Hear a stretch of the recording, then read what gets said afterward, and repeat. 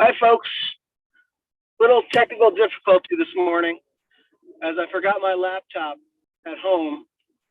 I did remember to get my two kids' backpacks and all their stuff, but so we can start the meeting as soon as we have a quorum. But I am on my way back into the office. I know Laura's there and Amy's there in the conference room. Luke, you have the same background as I do, except your curtains aren't pulled. No, I closed them up.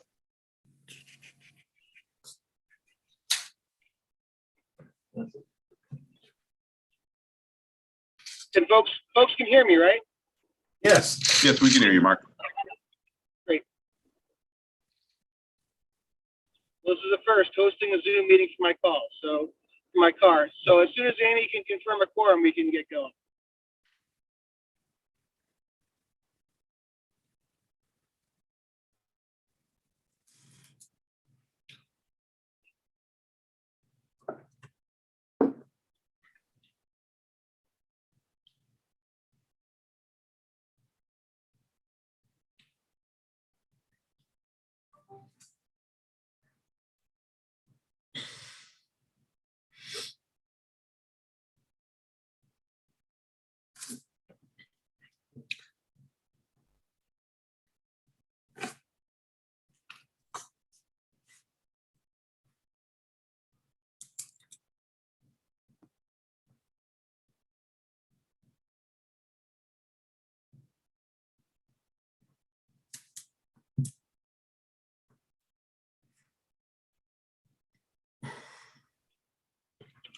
All right, Amy, if you can confirm a quorum, we can get started. Okay, so let's do a quick roll call. Bill Connors, Here. Lucy McKnight, Kristen Swinton. She can't attend. She threw her back out. Oh, okay. Laura Bowers here. Scott Bendett. Steve Bailey. Here. Craig Warner, I see you. Barbara Marrow. Yep. Hello. And Samantha Miller Herrera is here. So we should have a quorum. Yeah. All right, let's get started. And item number 2 on our agenda. We got the meeting from July 28th. Are there any comments, questions? Can't hear you, Laura. Are there any comments?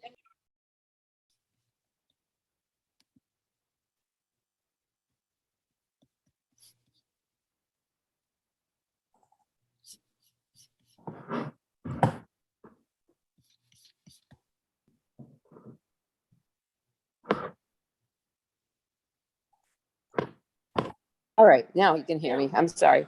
All right, so we'll start with, we've called the roll. We have a quorum. Item number 2 on our agenda is the minutes. Are there any comments or questions on the minutes? Motion to accept. I so moved. Thank you, Barbara. Second? Second, Steve Bale. Second, thank you. Then all in favor? Aye. Aye. Aye. Any opposed? All right, they carry then. We'll go on to item number 3, and that's the financial statements through September 30, 2021, and that's your attached memo 21-25. All right, the financial statements reflect revenues received and booked through 2 quarters of 2021. They do not reflect revenues from quarter 3 as yet, because we have not established the rate for that. The expenses are again reflecting expenses through quarter 2. We've not received actual expenses from Berkshire Farm for quarter 3. Once we do, we'll book all that information. Thank you, Mark. Anyone have any questions? Motion to accept. So moved. Thank you, Barbara. Second? Samantha seconds. Thank you. All in favor? Aye. Aye. Aye. Any opposed? Okay, that carries. Thank you. Next item on our agenda is the schematic design review, and that's your memo 2126. I would suggest we pause on this one until I get into the office and can give this a walkthrough and go on to the Okay. other items. Okay, we will put this aside then. Then we'll go on to number 5, which is the sheriff's inspection report, memo 2127. So as a function of the raise the age law, the sheriff, Albany County Sheriff is the co-administrator of the detention facility, and they are tasked annually with doing a security and safety inspection. And that safety inspection I sent around as a separate PDF late in the day yesterday. And it really just examines the facility as it stands today against the regulations as they've been written and makes an assessment of whether or not the facility is complying with the regulations outlined. A number of the items will be addressed in the capital project, and that is reflected in some of the items that are out of compliance currently. Okay. Anyone have any questions for Mark on this? Okay. And we will move on. I'm sorry, did someone have a question? Maybe that was just feedback. All right, we'll move on to item number 6 then, and that's the 2021 budget amendment, memo 21-28. So this budget amendment reflects a couple changes that have been made in the past 2.5 months or so. One relates to a program that OCFS initiated to address the needs of secure detention facilities. And primarily that is reflected in the attached memo from Berkshire Farm outlining a number of programmatic improvements. We lost that, him. Oh, you lost me? Yeah, I'm you in the broke up a parking little. lot. I'm in the parking lot. Let me just go into the office and then we'll be copacetic.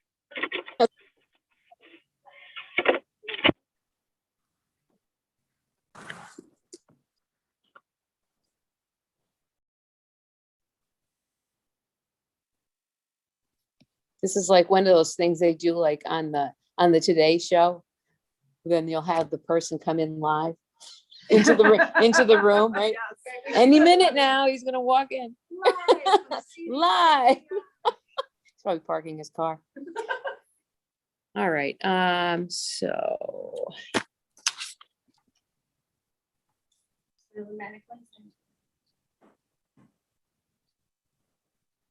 yeah, we'll just hang tight here for a minute. We don't have any elevator music or anything. No. And I'm not gonna sing.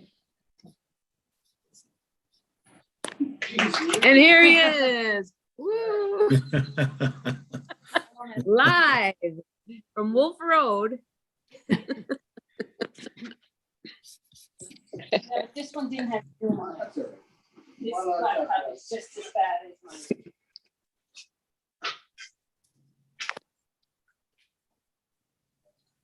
You did. I'm sorry. It was a good team effort there. Good team effort. I had Martin start the meeting. That was helpful. Yeah, we tried to get that and it just.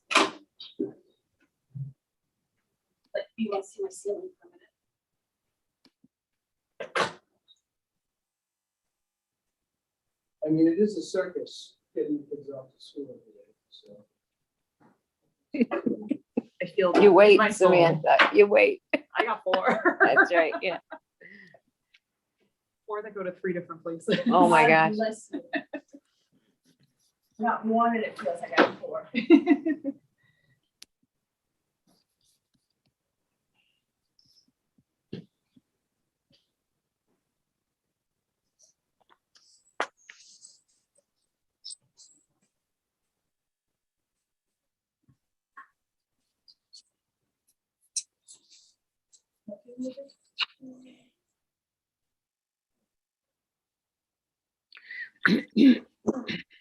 You just sit next to me, Mark, if you want.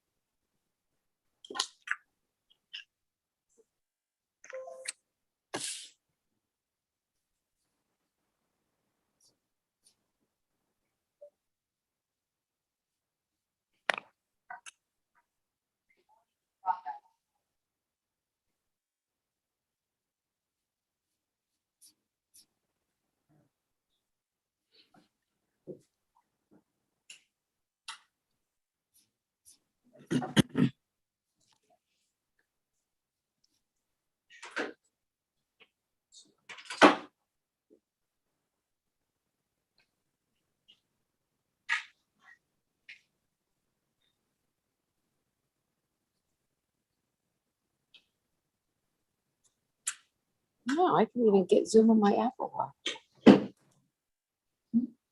You get it on the tab? I can get it on my Apple Watch. This is a new watch. I'm amazed at all the stuff I can do. Sorry.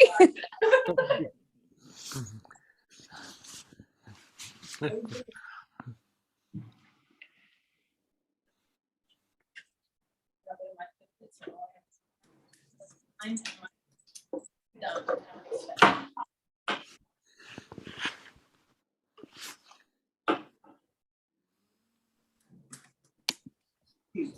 sorry.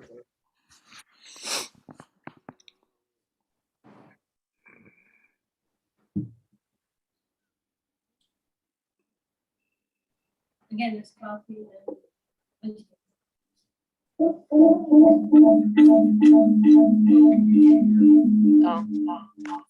So we all have, Sounds like there's some feedback coming in or something.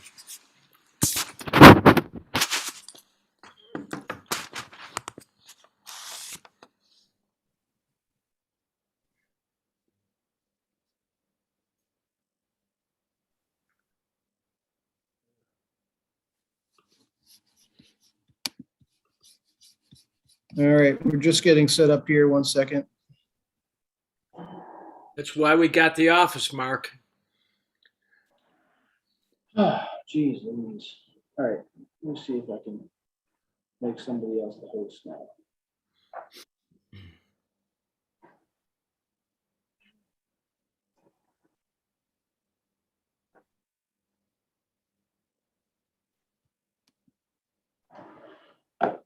All right, can everyone hear me?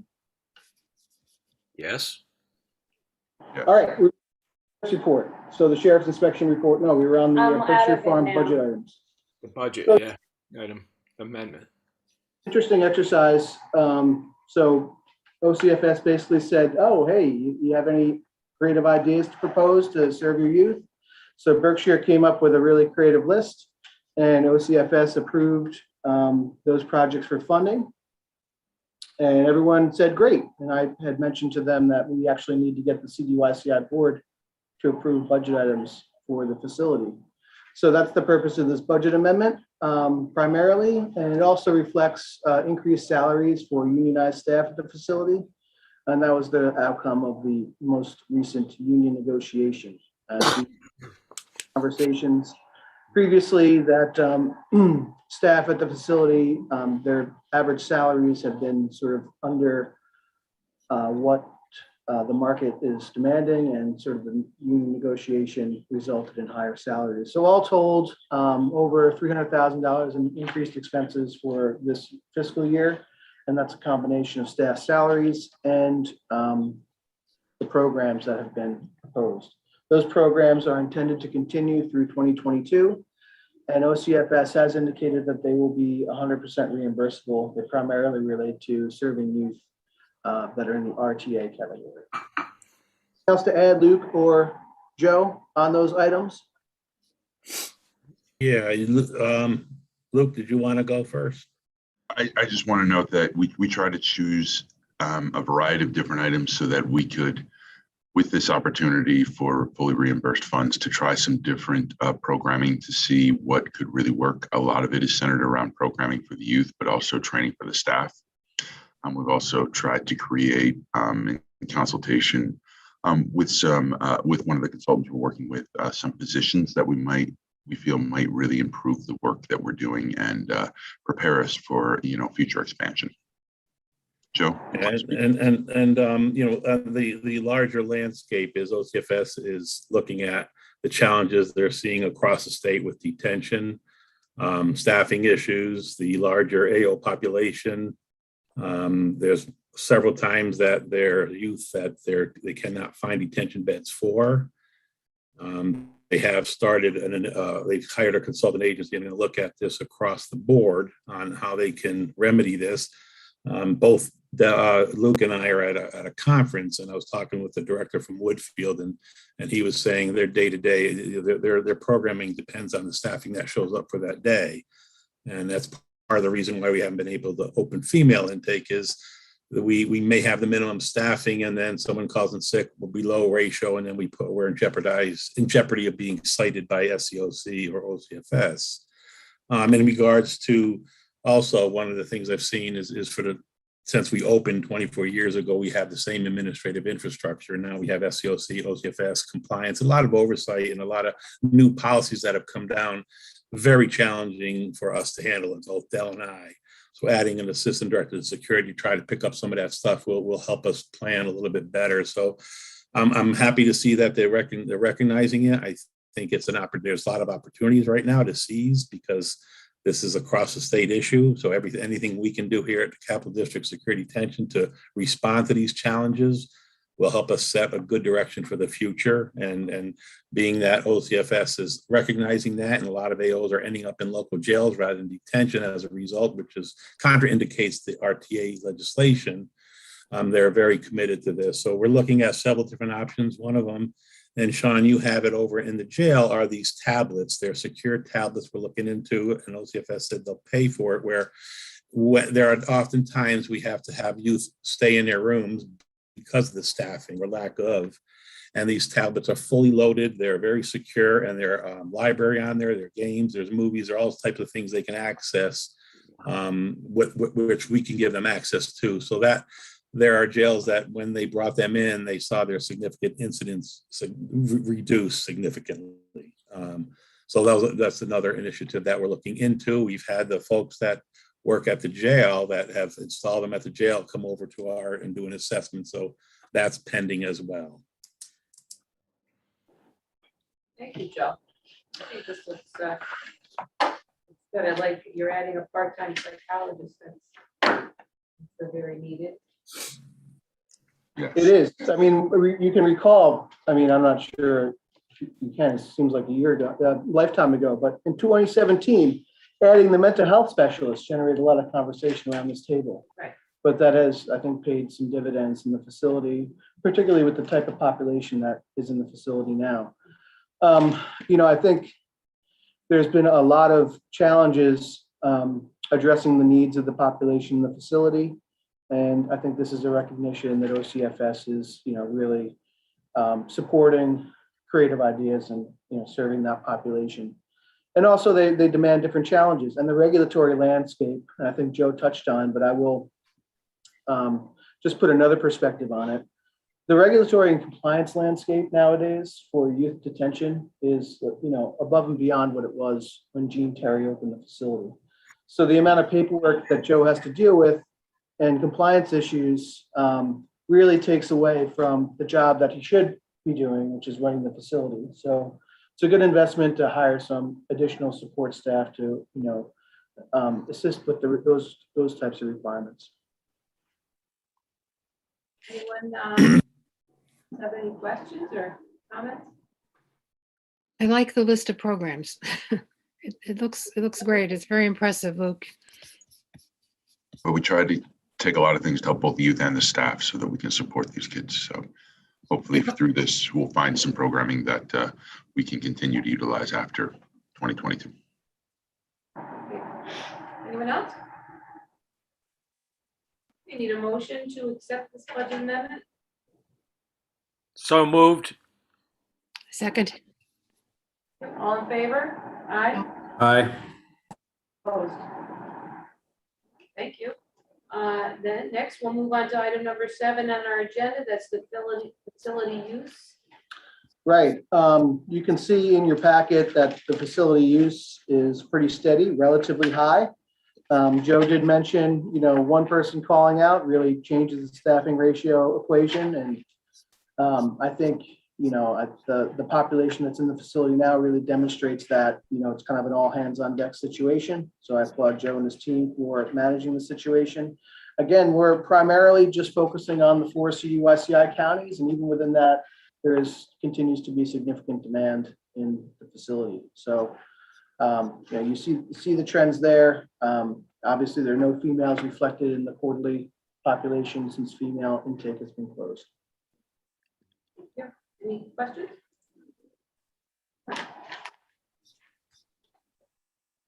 Move on then to item number 8. That's facility operation agency report. Sure, I'll kick it off. You know, there's been a lot of stuff going on in the facility, continuing to manage a secure detention facility in the midst of a pandemic. Staff issues.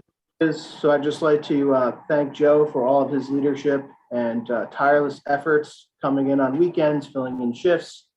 And when you were contemplating a nice, sweet retirement gig, Joe, I don't think you were anticipating this situation. But thank you for that, and thank you to the staff at Berkshire who are continuing to, keep a strong upper lip and roll with the punches, as it were. One thing I just wanted to mention at the facility right now, there's an issue with the driveway and a drainage grate. And Albany County went and took a look at that and did some basic repairs there. They're going to have their engineer, Bill Anslow, take a look at the condition of the drainage pipes and determine whether it's an issue that we have to address immediately or something that we can put off until we do the project at the facility. But I'll turn it over to Luke and Joe to talk about what's going on in the facility at this point. Go ahead, Joe. So, the biggest challenge right now are vacancies, and Luke's been working with the VP of HR, and they've been really aggressively recruiting for us. They're conducting Indeed interviews as we speak. Currently, we have 22 openings in the facility. We do have 8 full-time staff coming through background and 2 per diem, so that will reduce it some. And we have a lot of candidates that we're currently scheduling interviews for. So we're bringing on a lot of new staff, and clearly that creates another set of challenges, new staff coming in to really focus on their training. But we've been doing a pretty good job with that, and we're creating this mentoring program when they come in, that they're mentored and they don't go out onto the floor until we feel comfortable with their level to be able to perform the duties of the job. We've also brought on, we use the money for our director of change management, brought on assistant commissioner from OCFS, Farouk Malik. He was my colleague when I was at OCFS, and he's an expert in facility management. So he's working with us part-time to identify areas, potential security issues that we need to address, and looking at our policies programming. So we've been working on that as well. Luke, what else? There were either the restraint down across the entire agency, and we saw some significant reductions. Yeah, we have we did an examination of our restraints over the past year, and our restraints in secure have gone down by 80% in the past year for this time.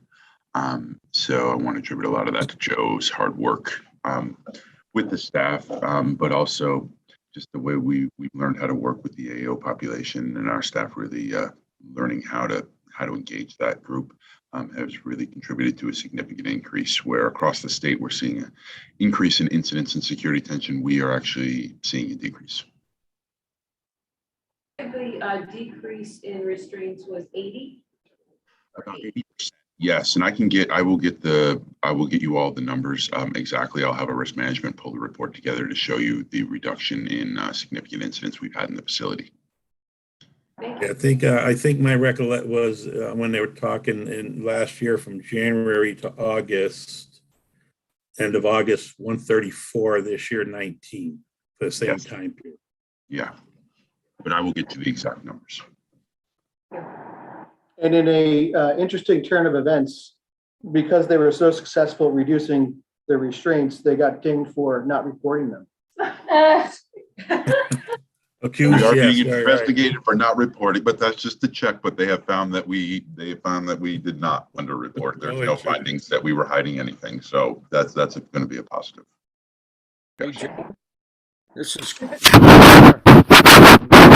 is there's such a drop off, do you think?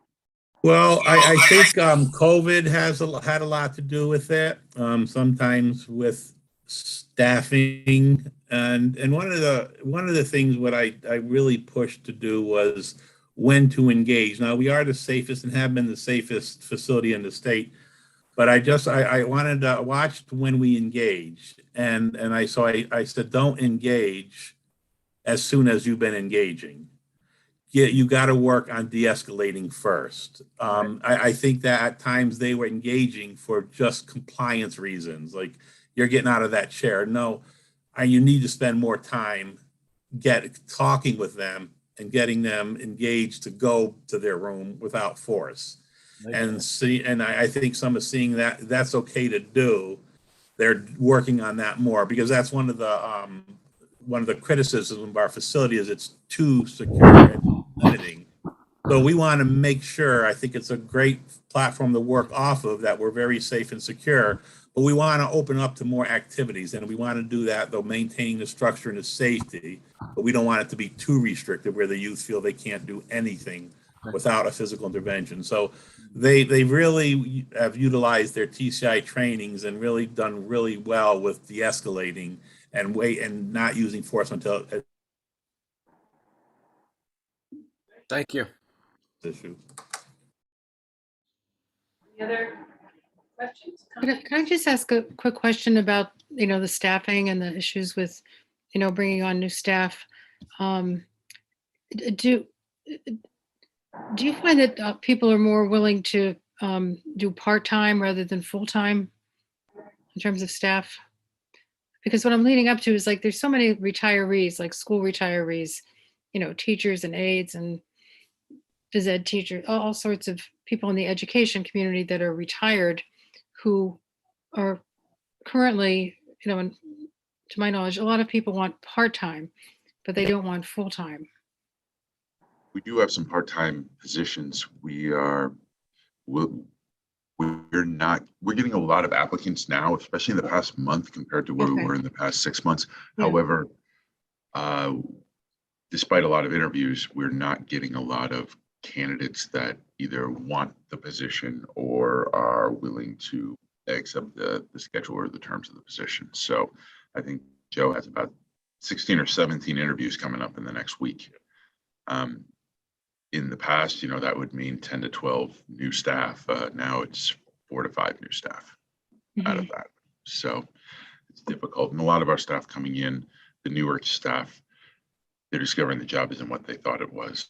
When the doors lock, when you walk in, it's a very different world, and some staff are not able to maintain in that and have to leave. So, but we are working diligently. We're bringing in a lot more applicants, especially in the past month compared to the past 6 months. So we're very hopeful we're going to be getting to where we need to go soon. But we're open to any applicant who wants to work with these kids and is mission driven. We will try to find a place for them. Right.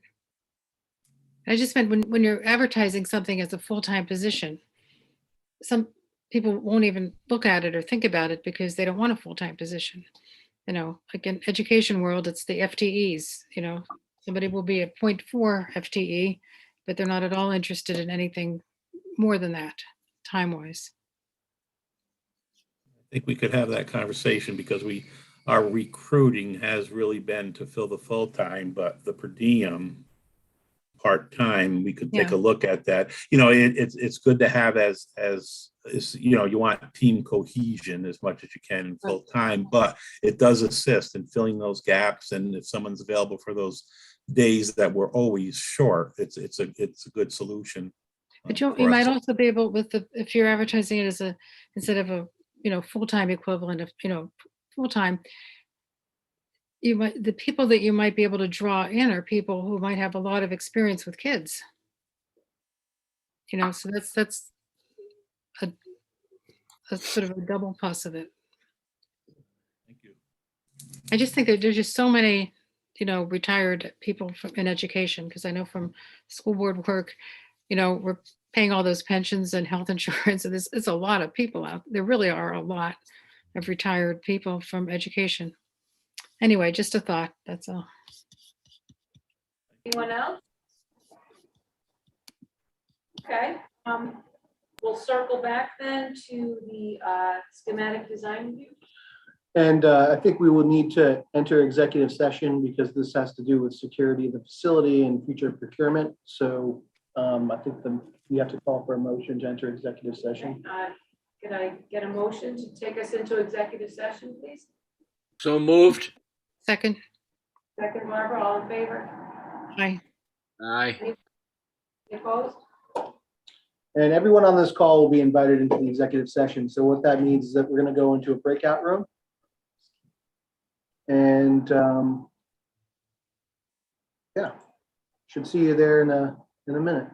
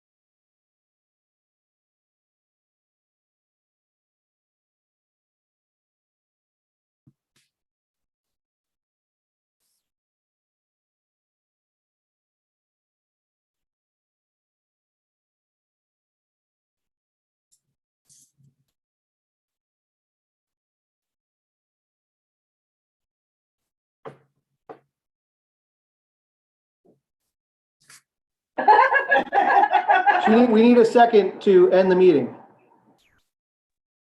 I'll second Steve Bale.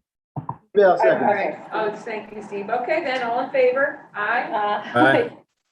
And we will see you in December. Thank you. All right, thanks, everyone. Good luck. Thanks, Mark. Yeah, Good luck.